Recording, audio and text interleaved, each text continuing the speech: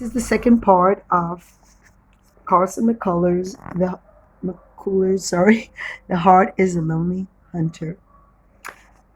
So, to sum up, what I read before was it's about two deaf mutes who live in a small town in the southern part of the United States. It's very hot in the summers, and the cold months are very few.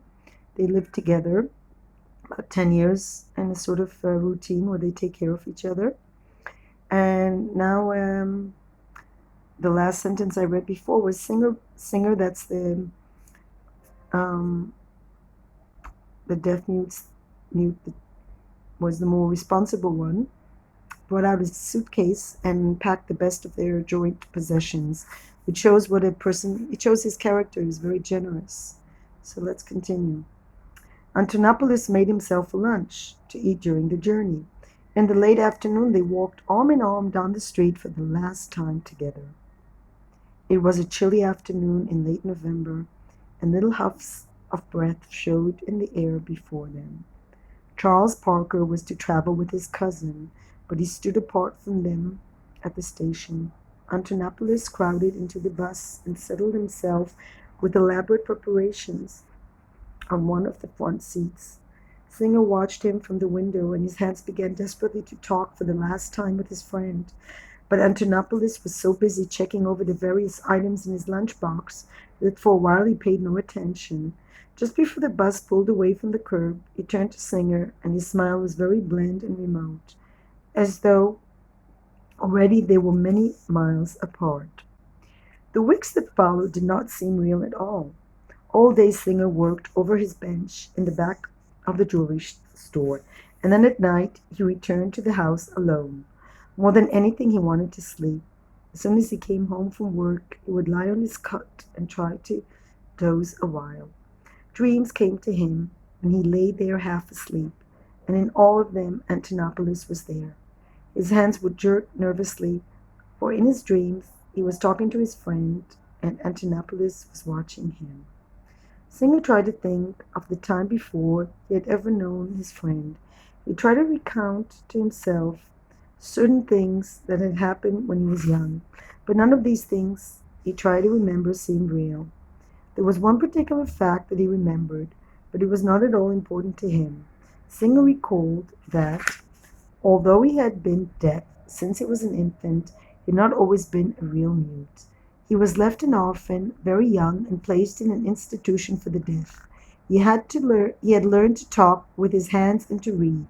Before he was 9 years old, he could talk with one hand in the American way, and also could employ both of his hands after the method of the Europeans. He had learned to follow the movements of people's lips and to understand what they said. Then finally he had been taught to speak. At the school, he was thought very intelligent. He learned the lessons before the rest of the pupils, but he could never become used to speaking with his lips.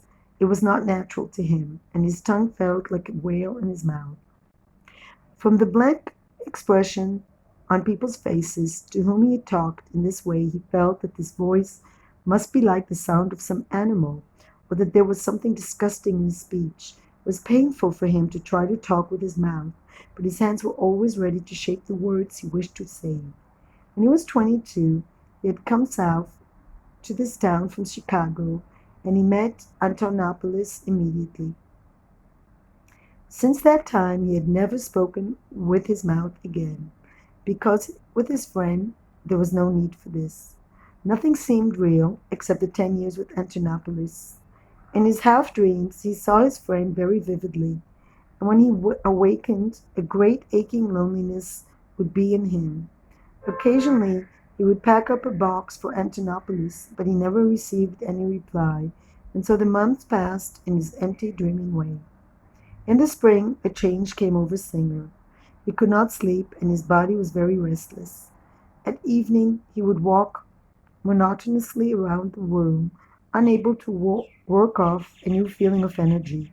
If he rested at all, it was only during a few hours before dawn. Then he would drop blankly into a sleep that lasted until the morning light struck suddenly beneath his opening eyelids like a scimitar. He began spending his evenings walking around the town. He could no longer stand the rooms where Antonopoulos had lived, and he rented a place in a shambling boarding house not far from the center of town. He ate his meals at a restaurant only 2 blocks away. This restaurant was at the very end of a long street, and the name of the place was the New York Cafe.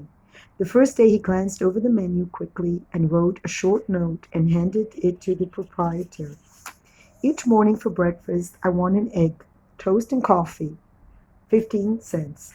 For lunch, I want a soup, any kind, a meat sandwich, and milk, 25 cents. Please bring me at dinner 3 vegetables, any kind but cabbage, fish or meat, and a glass of beer, 35 cents. Thank you.